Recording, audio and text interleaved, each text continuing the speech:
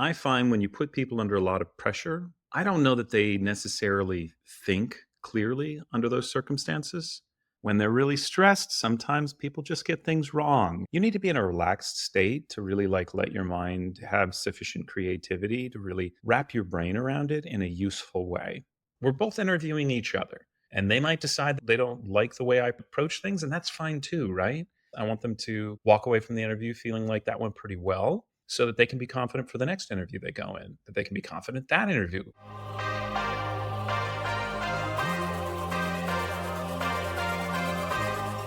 We are live on the Objective Hiring Show. Today, we're joined by Jared. Jared, welcome to the show. Thank you so much for joining us.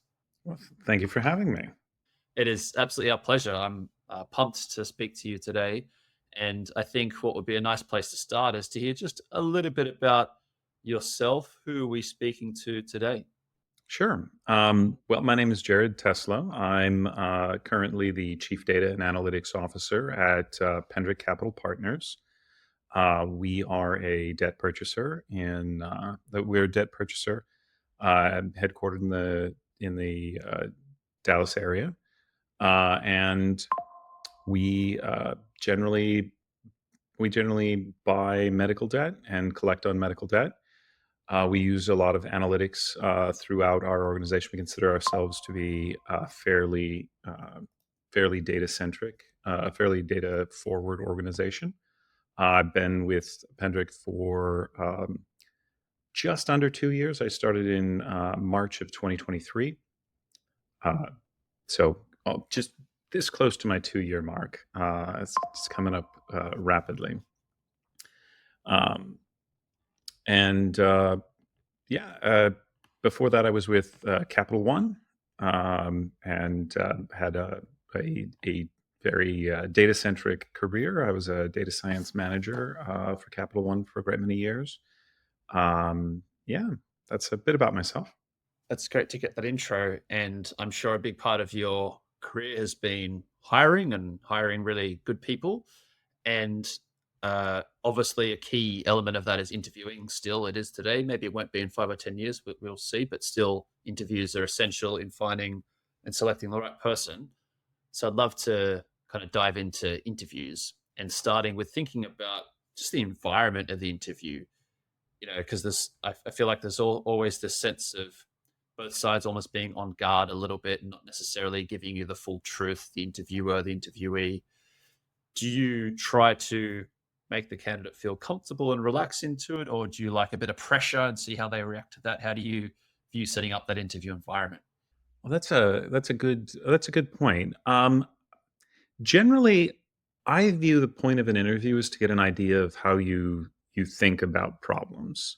And I find when you put people under a lot of pressure, I don't know that they necessarily think clearly under those circumstances. Um, I'm sure there are definitely roles for which putting people under a lot of pressure is a great move, but I think for hiring analysts, coders, um, data engineers, I'd rather understand how you approach problems, how you think about them, because that's going to be what's going to give me the best idea. If you're relaxed and you're calm, and I ask you, to relate to me about how you think about working with a computer language that you say that you're very familiar with, and you're getting things wrong, then I can feel very confident that it has little to do with the interview, for example. When they're really stressed, sometimes people just get things wrong. And you say, so in a SQL query, what's the difference between a union or a union all? Um, you know, it might be something that they normally could answer, but they can't answer in this moment. Yeah, I mean, so I like to try to keep things relaxed. I like to try to get people's in areas that they're comfortable. I try to ask a handful of questions that I'm fairly confident, based on their background, they'll be able to answer easily before I move into questions that are a little more about trying to, loosen them up so they're going to be able to give me the read I need, which is how are you going to actually approach your coding tasks? How are you going to approach business problems? When you work on a business problem, how do you when you work on a particular business problem, I give you a prompt of some form, and I ask you, what are you going to be thinking about first? How are you going to structure the problem? You need to be in a relaxed state to really like let your mind have sufficient creativity to really wrap your brain around it in a useful way. Yeah, I can remember earlier on in my career going for jobs in particularly investment banking and consulting, and they loved uh, making you feel uncomfortable. I guess because there was an idea that you're going to have to be in front of a client, you're going to have to think on your feet, you're going to have to suddenly start doing these mental maths problems. They loved, what's 87 multiplied by 94? I have no idea, but I could probably do that 15 years ago. But yeah, that would not be a great way to interview the typical analyst or data scientist who probably isn't really exposed to that type of stuff in their day-to-day work. Right. Yeah. It'd be a different matter again. Every you need to pick whatever questions you're asking. You really should be very thoughtful about how the answers to those questions would be useful in relating to, what it is they will be doing, what it is you will be having them do. Does it actually like tease out the quality candidates from the not quality candidates, right? Yeah, exactly. If there's not that correlation, then what's the point? It's just a conversation. Then you're not really learning, gathering any data about the candidate that's going to help you make an informed decision. Uh, well, if you think about some of the better and less strong interviewers that you've encountered, what would separate those? Or even if you think back to, I don't know, maybe first time interviewers where you're like, oh, wow, this person's never done this before versus the veterans. Yeah, how do you think about the differences there? So it's kind of tricky, right? Because oftentimes people that are earlier in their career are more likely to be going through large amounts of interviews, whereas people that are later in their career, while they're going to be more likely to be very experienced in they're going to be very experienced in whatever technical aspect that I'm interested in. They may be very inexperienced when it comes to interviewing. Interviewing itself is a skill, and anybody that's going to school, one of the things that most schools' career centers are going to do is conduct mock interviews. Um, and I just think they have a very different attitude than the people who regularly interview develop that interviewing skill, right? And so I try to approach interviewing where whatever it is I'm looking for, that's one of the reasons I try to get a relaxed atmosphere because that's sort of an equalizing playing field. Because the things I'm looking for generally are fairly specific, and in that situation, I'm going to have different specific things I'm looking for more junior candidates and different specific things I'm looking for more senior candidates. But I don't want the fact that, one junior candidate, this is their very first interview, and another junior candidate, they've had 300 interviews so far. I don't want my goal as an interviewer is to have that not matter, which is why, like I said, I try to open with questions that are straightforward, that are really down to earth. Whatever business cases that I structure or put together, I try to include something that, given very little background in the problem, you're going to be able to say something meaningful and useful in it. And in those occasions, I'm not necessarily scoring points heavily on that. Sometimes someone can have a slightly better answer on those opening questions and a slightly worse answer, but I'm mostly relaxing you to the point where you will be able to work on the next on the later elements of the problem where you're really able to tease things out. Like for example, if I'm talking about a business case where we're talking about I don't know, selling shrimp. We're a shrimp wholesaler. We're selling shrimp to restaurants along the coast. What sort of things would you what sort of things would you think would affect and impact my ability to sell to a particular restaurant at a particular price point? Right. Very, very open-ended. No firm and hard answer to these questions, and it gives the answer for somebody to start thinking of things and start brainstorming, and that gets them in, I think, a good creative space. And almost without regard to what they say, I agree with them because I'm interested in getting them into that space, right? I mean, it's possible they say something that'll get them down a rabbit hole that's very unhelpful, but usually whatever you say is going to be something that's good and you should continue. And when you're in that brainstorming space, you want to affirm everything that they're saying so that they can continue to be interested and creative. And so they might bring up, hey, the proximity to a port, right? Because I've got shrimp, I'm going to have to bring them to them somehow. So transportation is going to be really important. And then you say, oh, so I also need to worry about the truck, and the distance it is from the port is going to depend on the truck. And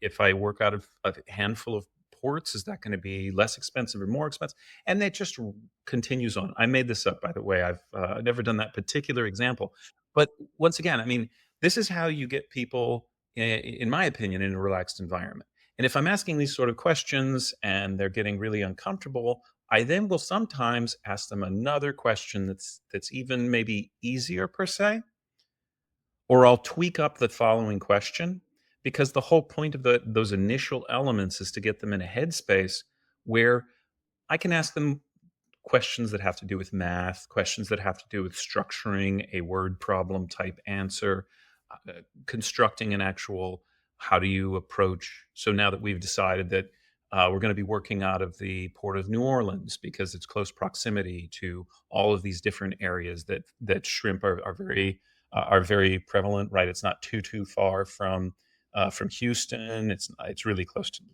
Baton Rouge and Jacksonville. It's a 2.5 hour drive from any of those, and we can then start working through. Okay, so we now have a fleet of buses, or sorry, trucks. I mean, and we're going to be calculating. It costs us this much to do this particular distance through, uh, you know, uh, Mac. Maybe we're having Mac do the truck service for us, or a dozen different possible answers. But the point is, you might ask another open-ended question if they aren't sufficiently relaxed. If after two open-ended questions I'm still not getting anything, I will sometimes like bail on whatever my stated case was and ask a series of very easy questions, purely with the ability of giving them as much confidence as they can with the experience. But I'm obviously not going to be able to get a very useful read out of that if they can't get into that more relaxed environment. And if I ask them other things, they're going to start shutting down. And then they don't have a good experience. I've more or less already decided at that point, and I want to make sure that they walk away confident, so that they can go on and wind up someplace where at the end of the day, this is always a goal, right? We're both interviewing each other, and they might decide they don't like the way I approach things, and that's fine too, right? And we're trying to find the right matchups, and the sooner that we can identify that, and they can move on to a role that they're more likely to get, the better off it is for them. But again, I want to give them confidence. I want them to walk away from the interview feeling like that went pretty well, so that they can be confident for the next interview they go in, that they can be confident that interview can go pretty well. That's my goal. That's a great way of articulating it, and I haven't heard it explained that way before. Uh, where I've heard people describe helping the candidate to relax and get into it was almost like a slightly different lens I wanted to run by you. And it was more like they wanted to understand the true person and like have their true color come out and have that guard go down so they go, oh, I understand who you actually are. Whereas your view's slightly more like relax into it so they can be creative and can actually solve the problems. What about that kind of personality side as well? So, in my opinion, so sometimes I'll do behavioral interviews, and in behavioral interviews, that would be my goal for building rapport with the individual. They're just two slightly different interviews, and you get different reads on them. It's actually why I think behavioral interviews are really, really important. The downside to behavioral is if you've never been exposed to them before, right? You're not familiar with the situation, task, action, result, or format for an answer. They can be kind of like blindsided for some people. Whereas I feel like a business case, whether you've seen them before or not, I feel like you've had word problems in the history of your life. But yeah, when I do behaviorals, my goal for getting them to relax is to get an idea of how they think about the world. I just don't know that it generally these interviews are like an hour long, and I don't know, like, I can't do everything in that hour, so I have to pick and choose. If you want to get a good behavioral read, you can't do it during a business case, is my opinion.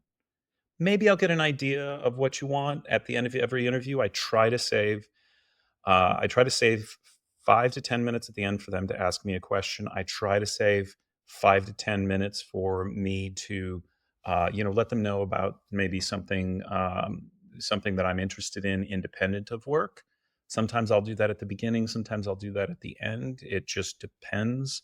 More junior candidates, it can be a good icebreaker. More senior candidates, it could be a mechanism to, just let them get to know me a little better, and it lets them segue into, hey, whatever questions you ask, you can ask a wide variety of different questions. It doesn't have to be necessarily about the work or the job. It could be about whatever you're interested in. And of course, everybody always tells you come in with at least one question. I think you should come in with like two or three questions.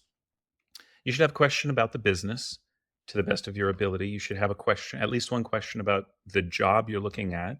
But you should also have a question about, for the person you're interviewing, you should have a question about, like, how do they approach managing a work-life balance? How do they approach, um, you know, uh, how do they approach tackling the difficulties of their role? What excites them about their role? I mean, there's just so many good, easy questions that you should always have a question that's personal, and then you could just pull out whichever ones of these questions you think makes the most sense based on the tenor of the rest of the interview. That's a great shout, and I think a low hanging bit of fruit for candidates because surely if you were to sit there as a candidate and think there must be a lot of things you really would like to know before you started the job. In fact, you would probably find yourself with 20 or 30 questions. And so just think about what you're actually interested in. Maybe make it slightly appropriate for the stage of the hiring process as well. And as you say, how the interview's gone. But surely, yeah, if you were to meditate on that, there must be a ton of things that you really do need to know before you sign a contract and go and spend the next 2, 3, 4, 5 years of your life with these people. Yeah. A- And especially if it's with the hiring manager, asking what their philosophy is on management style, or asking what their philosophy is on how they think about giving out, how they approach ratings at the company. These are very practical questions that, as a candidate, you're probably not going to be able to acquire anyway, except by asking people. You mentioned before part of the goal is okay, so make the candidate comfortable, give them a good experience, even if they don't end up getting the job, at least they've gotten a good experience, they feel reasonable about themselves, they've gotten some feedback, etc. What if the candidate is absolutely tanking, like they're bombing in the interview, and even within 10 minutes, you're like, whoa, this is going to be a long 60 minutes. Are you of the view that you're doing the candidate a service or disservice by extending that and seeing it through and sort of being polite to them? Or at some point you go, you know what, like this is not helping either of us? So I generally have a policy of explaining to the candidate. So I like my interviews to be 45 minutes, but I block the full hour, and I'll oftentimes ask them if I need them to extend past the 45 minutes. So I always have the full hour blocked on my calendar, um, with the expectation that if a candidate's really good, we can get that cleared out in 45 minutes. If a candidate's really bad, we can get that cleared out in 45 minutes. And if you're a little more on the on the middling, or if there's something really interesting I want to talk to you about, we can talk those extra 15 minutes. Um, but it is, in fact, when you couple that.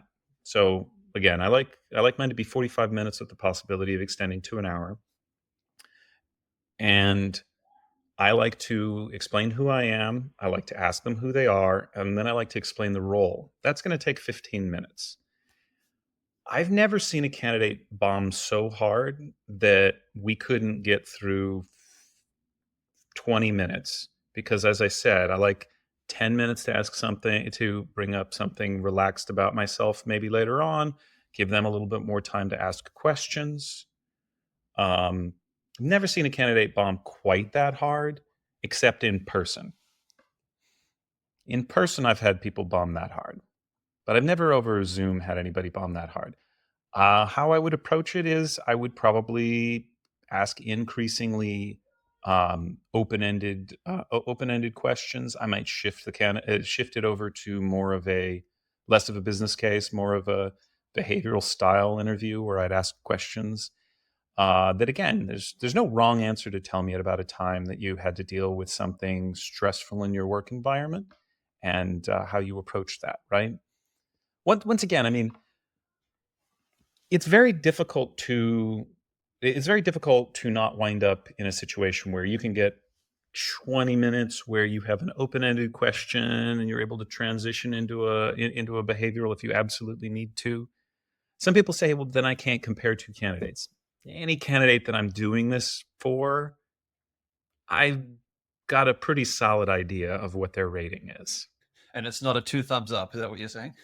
It's that they will do much better off in a different organization, and that's great for them, and it's great for me that we both identified that now rather than after they quit their current job, they came over, maybe they moved, they've upended their family. I mean, there's some terrible, terrible outcomes hiring the wrong person. Obviously, from the employer standpoint, hiring the wrong person is bad for us, but it's terrible for the employee. You mentioned in passing that you hadn't seen someone bomb online quickly, but in person it can happen. Is that because there's just extra nerves or there's some really weird social anxiety going on? Or I do think there's an element of so in person you're always in an environment that you're not familiar with. In a Zoom call, 9 times out of 10, you're in an environment that you chose most of the time. Wherever you're doing it from, you're in an environment you chose. So there's an element of comfort there, right? Like right now, we're in my home office. I'm in my home office. You're in your home office. We're both able to be very fairly relaxed as a result of that, right? But in person, you're in these interview rooms, and sometimes they schedule a candidate to have 2 or 3 or 4 interviews all in the same day, and they tend to leave the candidates in the same little white box that has, some very inoffensive artwork on the wall, a tiny table in there, and it's kind of got the overall vibe. And all the ones I've ever been in is kind of like very clinical. Um, and I'll tell you one place people aren't really particularly comfortable. It's at the doctor's office, right? So I don't know. I've had people break down and start to cry in an interview. when they've realized they're doing not so well? Yeah, well, because like in person, it's in person. You'll typically have artifacts, right? I'll have artifacts I bring in, and I might have like an 8 or 10 page case. Now, what they don't know is my 8 or 10 page case. No one sees all 8 or 10 pages, or maybe they do, and everybody sees all of them, depending on how the case is structured, right? But they might make assumptions about what's going on here since they were only forced to look at 4 of the pages and we're almost at time. And it can be very stressful when you recognize full well that there's a non-trivial amount of this problem you definitely did not get to. And, sometimes the interviews can run over and they can cascade into one another, and the person can wind up being forced to come close to skipping lunch. I mean, just people need to be very thoughtful about in-person interviewing because it can be a very difficult experience for the candidates. One thing we used to do, this is a while ago now, in a bid to lighten the mood, relax the atmosphere, almost disarm the candidate in a way, was to take it out of the office. So, not talking about online now, I'm talking about in person, but in a cafe or in a pub. Used to call it the pub test in Australia. You go and have a beer with someone and see if you get along with them. Maybe a kind of old school way of doing it, but have you ever tried to take it out into a slightly more relaxed environment and otherwise have the same type of interview? Interesting. I haven't ever done that for interviewing. I haven't ever done that for interviewing. At Capital One, that simply wouldn't have been allowed. I did do a little bit of recruitment effort, right? So I distinguish. So I distinguish recruitment is when you identify a candidate, and then you're you're interested in reaching out to them directly and informing them about the company and encouraging them to apply. That's a separate thing than the interview process. And on those occasions, I'll take someone out to, especially if they're local, I'll take them out to a restaurant that I'm familiar with in town, and I'll typically do it on my own dime, but I know that a lot of companies, they'll have budgets for this sort of thing, and that's fine too. But I just like to, in a relaxed environment where there's no pressure, and just get a chance to chat with them about the role, or how I'm thinking about the role, and why they'd be, I think, a good candidate. You can kind of get a feel for whether or not you're misaligned in terms of the compensation they need and the compensation you're offering. Right. So you'd use it as a kind of pre-sales tool rather than as part of the formal hiring process. Yeah, yeah. Although to be fair, any interview should also include plenty of selling. As I said, you're selling this role and this company to the individual. They're selling themselves to your company, their work product to your company. So like that sales aspect should be going both directions. Yes. And I think it's particularly easy to lose sight of that when, as we go through different, macroeconomic conditions. Currently, we're in an employer-driven market where there's seemingly an excess of candidates, and so I feel like it's very easy to forget that there's still a two-way process, even if currently employers have the balance of power. Yeah, they definitely do in this current market for a variety of complicated reasons. But those things ebb and flow. They'll come around to it being a candidates market in the not too distant future. So whatever strategy you're employing, you should make sure that it's going to be successful both in when the ball's in your court and when the ball's in the candidates' courts. It sounds like your interview process is really, with these case studies in particular, trying to get to the root of how the candidate thinks about problem solving, which is pretty much impossible to determine from just a resume, um, and probably quite hard from a behavioral interview as well. You really have to kind of give them a problem to see how they solve it. That's right. That's 100% right. And moreover, given the fact that I'm generally looking for analyst or data scientist roles, so you can always, for a data scientist, you can give them a project to work on some coding elements, and then you can have them present their findings to you. That's another great interview form as well. You do need to be careful about how much time that those things can take, because you can discourage a lot of candidates if you're giving them something that's going to take 6 or 7 hours. But as long as you're doing your best to be reasonable about it, um, and then they can present it. That's another good way for a data scientist or something like that. But if what I'm interested in is how you approach problems and problem solving, asking you a question in the moment so that you can like sketch out your thoughts to me. Um, and I always tell everybody, you need your pad of paper, your pen, and you just get them out and start writing them. And I might even be like, "Hey, can you bend down your screen so I can see what you're writing?" Um, just so I can get a feel for, exactly how they're going through the steps. And it also can let me catch a spot where, oh, hey, you multiplied that when you should have divided it, or you used a two there, but that really should have been a three based on what you said earlier, right? Yeah. One thing about the take home assessment or take home test is, yes, so bit of an imposition sometimes on candidates, especially if it ends up being a lot of work. Some candidates sometimes have the perception that it's like, oh, this is like a free labor, this is free consulting. Especially if you set it up as a closely related task using your actual business data, I've noticed some candidates are sometimes a little bit, oh, what are you asking me here? Because at some point in the past, they've been burnt by something like that. Sure. Yeah. I mean, to some degree, I think we all have. So when I do those, I generally will take real data, I'll mock it up, and I'll change the nature of the business problem to make it clear that it's not my business, right? So I might give you data that corresponds to um, a healthcare that corresponds to actually my debt here, but I could change it over to a credit card. I'm not a credit card company, And so, the nature of the problem is going to change a little bit, and I'll dummy some stuff up so that we can take a look at credit cards, or personal loans or things like that. Because I do know that people are very sensitive to that.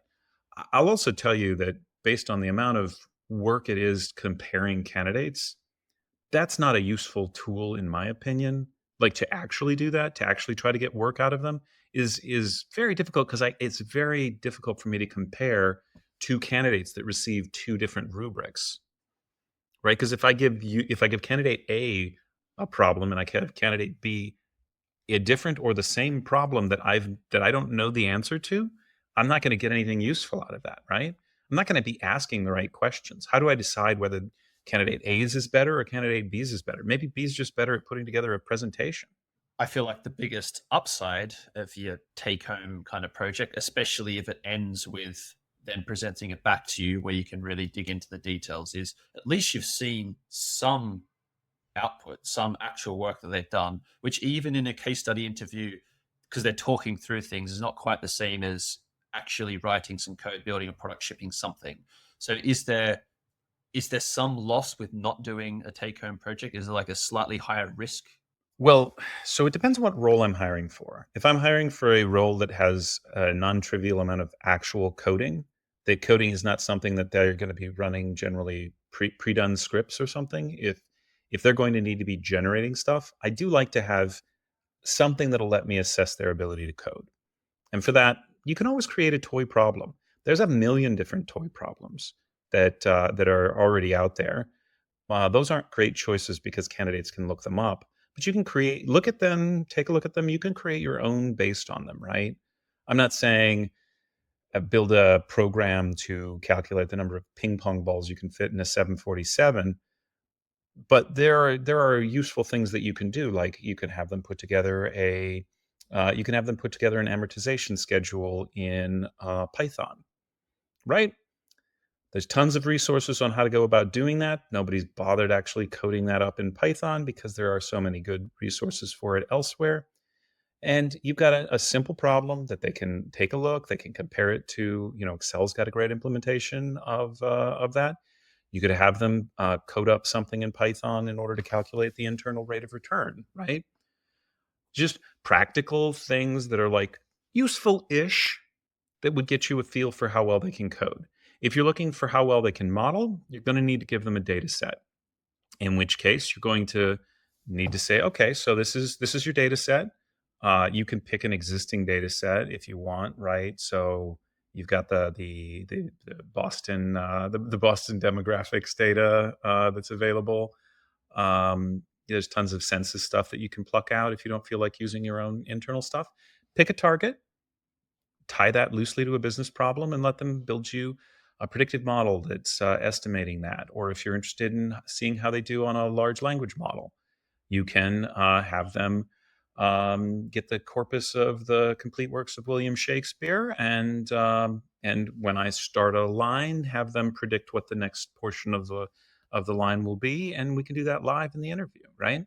There's a bunch of different ways you can creatively approach ways of getting at this problem, depending on what you're looking to do. Right? But you need to be thinking about the interview in the same sort of creative way that you approach your job, right? Because hiring people and hiring the best talent are like your primary job, right? I mean, for most of us, it's the only way that you can increase your leverage, right? I can only get so much better at coding. ChatGPT can only help me so much because I've got to review whatever code ChatGPT produces, right? The only way I'm actually going to get more leverage is to hire someone who can do my work at a level I find acceptable.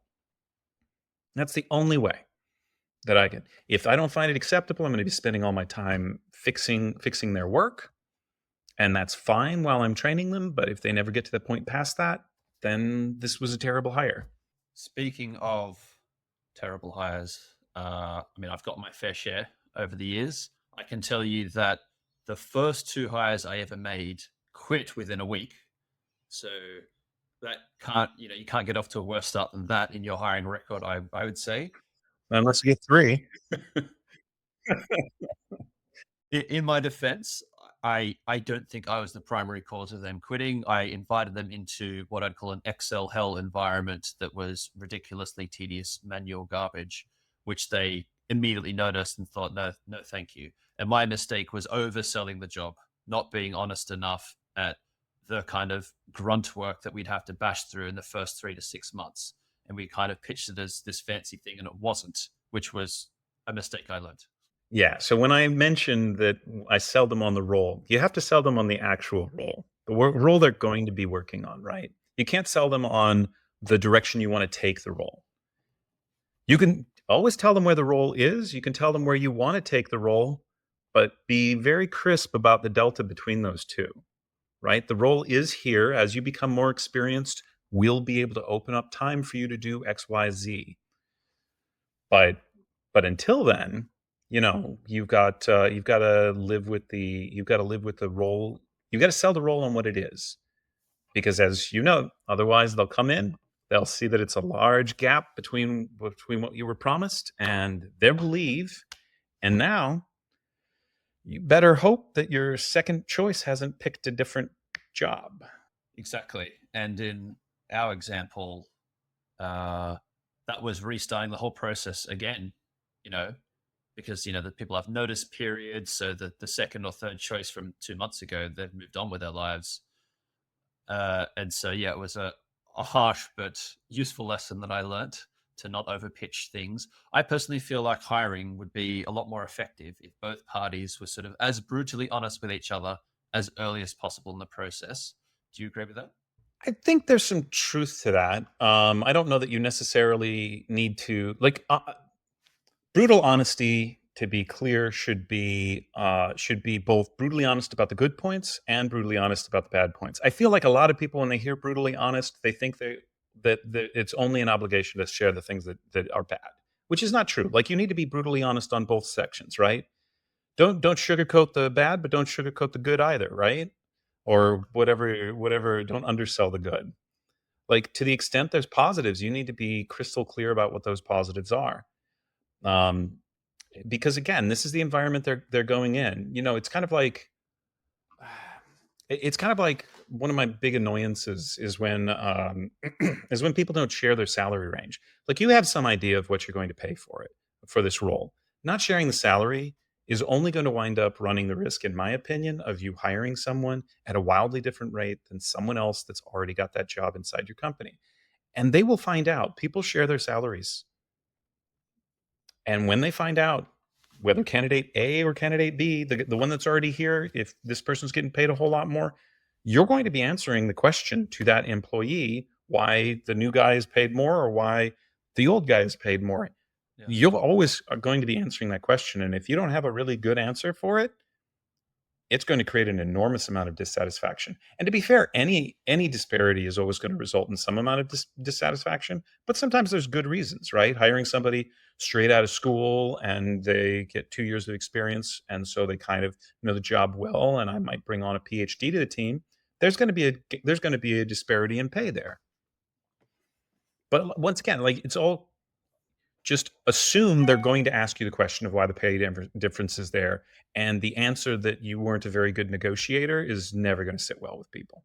It's one of those things in hiring where it's tempting to take like the easy route out, which seems to be solving the immediate problem that's going to create a much bigger problem later on. Like when I oversold our job, it solved my problem. I put a bum on a seat, but then my life was a nightmare 1 month later when they quit on day two, and I was left holding the can, doing the work I wanted them to do, and then hiring someone else. Like it's so dumb. It's such a short term way of thinking, and I know this is quite common. I think for some people who maybe have just changed locations, they don't understand the market level in that area. They come in asking for, I don't know, 70% of what was actually budgeted. And then some companies might almost take advantage of that. But that's such a short run view because they'll find out a few months later. They think they're taking advantage of that. I'm a firm believer. I'm a firm believer that you don't always get what you pay for, but you always pay for what you get. So they'll get their comeuppance when the candidate realizes this 3 months later. It's like, oh, you've exploited me and my good nature or what have you. You should have told me. And now I can just get another job elsewhere. That's right. Uh, If you think back over your career, I'm sure you haven't always gotten it right in your hiring selections. Uh, do any, of course, without naming any names or revealing any personal details, do any particular errors spring to mind? And if so, did you learn anything from those? Um, so again, it's very helpful that Capital One has a very robust process. I think if anything, it's got the false negative problem more than the false positive problem. So it's a very tight sieve. And so at Capital One, I definitely didn't have any mishires. I have, since I left Capital One, had a mishire or two where I did feel like the candidate didn't quite understand what the role was going to be like. And once I started like walking them through like the individual ones, I have had that happen, and then they said, I don't know that I can do this, and I said, I'm pretty sure we can get you trained, we can get you in the right spot, and ultimately they decided that that wasn't they didn't want to be jumping through that level of hoop, and so they tendered their resignation. Um, and again, I've got no fault on them. I thought I was clear in the interview, but when I went to the next interviews, I was more crystal clear about what the expectations were. So I used that failing, and that was definitely my failing. That's definitely my failing. If a candidate is leaving within 3 months, that's a hiring fail, regardless of whether you're the one that wants to get rid of them or they want to separate. Right? That is you failed to point something critical out. And so I went through and I said, okay, so how can I be a little more clear, well, for the next series of people that I interview, since I'm going to be filling this role? So I guess it's very similar to probably how you looked at things when you went in there.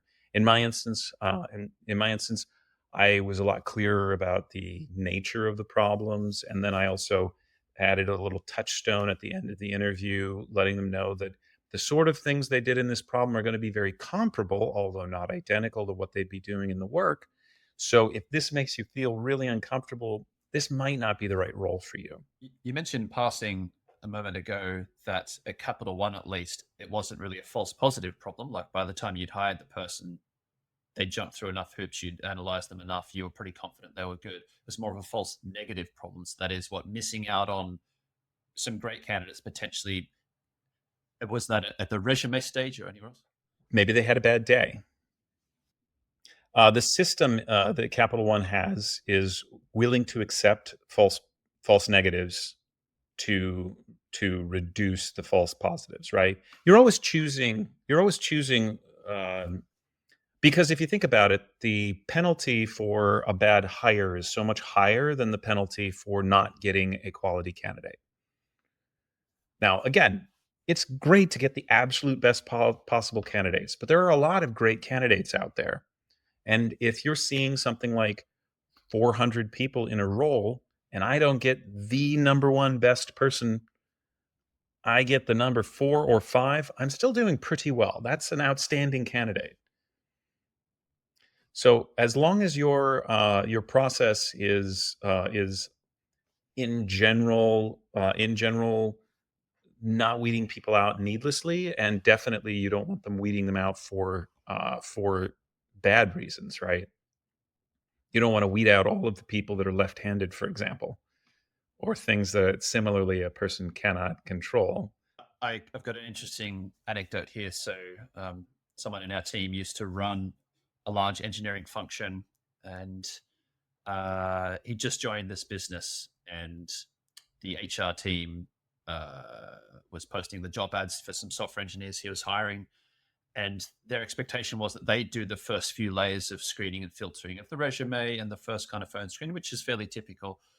Uh, he was a little bit dubious because he was thinking, well, how are you going to really effectively screen and evaluate software engineers? Like that's, to be fair, not your job or skill set. And they said, no, we don't want you to have to waste your time. We don't want you to have to speak to the weirdos and the freaks. He's like, what are you talking about? This is software engineers. They're the best ones. Don't filter them out. What are you talking about? So if any, so there must be so much of that happens. Yeah, every HR group I've worked with since Capital One, where as head of data science at Measure One, as chief data analytics officer at Pendrick Capital, I had very close relationships with the HR in both of those companies. Um, I would I would always uh, cut things up so that if I had something that I genuinely did not want to see a candidate without XYZ, for example, if we weren't sponsoring, if they required an H-1B, obviously those candidates are ineligible. If I'm insisting that they be co-located in Dallas, then any candidate that's more than 50 miles away from Dallas would be out as well. Just depends on what the nature. Those crystal clear things that I can provide HR a clean rule, those are the things that I find it acceptable for them to filter on. Everything else, send me 100, 200, 200 resumes. If I'm not willing to review 200 resumes to find a quality candidate, then I don't actually want a quality candidate that badly. So feel like that's fair game. That's your job. Getting back to the original point, it's your main point of leverage to hire great people. It's your almost single most important thing you can do. Therefore, you should be willing and able to do kind of a bit of the grunt work when it comes to the hiring. Yeah, now I will. Now I will have them typically do initial interviews, and I'll have them typically do behavioral interviews, and I'll ask them what the nature of their red flags are. And if they say, "Well, he seemed a little goofy," I'm like, "Well, that's not a red flag to me for this role, right? That's we're going to pass that one." And basically, the result of any interview I have them, because I've reviewed their resume, I think they might have what it takes, and I get that feedback. I'm like, well, let's hear them. Let's hear them. I don't want you to hold back quality candidates just because they're goofy. If, on the other hand, they're like, I really thought they were pretty dishonest. They started saying things different than what was on their resume. I was like, well, can you go into details? And I can look at the resume and be like, oh, that'd make me uncomfortable too. Probably go with HR on that one, right? Like, just understand the nature of what it is they're taking out, which candidates they're removing from the process, because you want to make sure that they're not removing the exact candidates you want to hire. Yes. I just spoke to someone earlier this morning who said that almost their entire hiring philosophy was to try to find diamonds in the rough. And so the way they thought about it were the most undervalued candidates were the ones who were really amazing at their job but interviewed poorly. So maybe candidates who are a little bit more introverted, sometimes maybe on the spectrum, sometimes socially awkward. And so the last thing you'd ever want is an HR or any screening process for that matter that actively removed those candidates, which it would be so easy to do because it's so easy to confuse extroverted confidence with competence. And maybe someone is a little bit shy with not being smart, which is ridiculous. Right, but it does depend on the role, right? Like, if the role was also doing a lot of consulting or a lot of sales adjacent activity, those things can be relevant, like it or not. I mean, for data related activities, for coding, for business analysts, for the most part, it doesn't make that much of a difference. But in a consulting world like a McKinsey or a Bain or BCG, right? Those things do matter because they're going to be in front of people, they're going to be interacting with them, and they need to be able to establish a certain rapport. Yeah. And so it just comes back to setting up the process to really select for what you actually need in the role, nothing more, nothing less. That's right. Jared, if you could ask our next guest any question about hiring, what would you ask them? Well, I think one of the biggest questions about hiring is uh, for people who, if you use AI, for example, how do you protect against the massive amount of bias that's present in your historical, for whatever organization you're part of, the massive amount of bias that's present in your historical hiring process? Because we're building these models off of data that contains with it all of the biases that we are familiar with, right? I mean, you've seen the studies from the late 90s on our hiring process tends to favor men over women, tends to favor Caucasians over non-Caucasians, tends to favor all sorts of groups that you are well aware are protected classes, right? How is it? Because when you're building a model on that data, it's just going to get a quicker answer that is identical to the same process. So the question I would ask is, how are you trying to How are you trying to fix your data or fix your process so that your automated AI screening isn't getting it out? Or maybe an even cleaner question, right? How are you using AI in a way that is beneficial to identifying the actual candidates you want rather than just replicating the existing kind of messed up hiring strategy that we have all been living in, right? Couple of questions, yeah, that I will level at our next guest or guests, and I'll be interested to hear what they say. Jared, it's been a great conversation today. Thank you so much for joining us and sharing all your insights with our audience. Thank you so much for having me, Tim. I really appreciate it.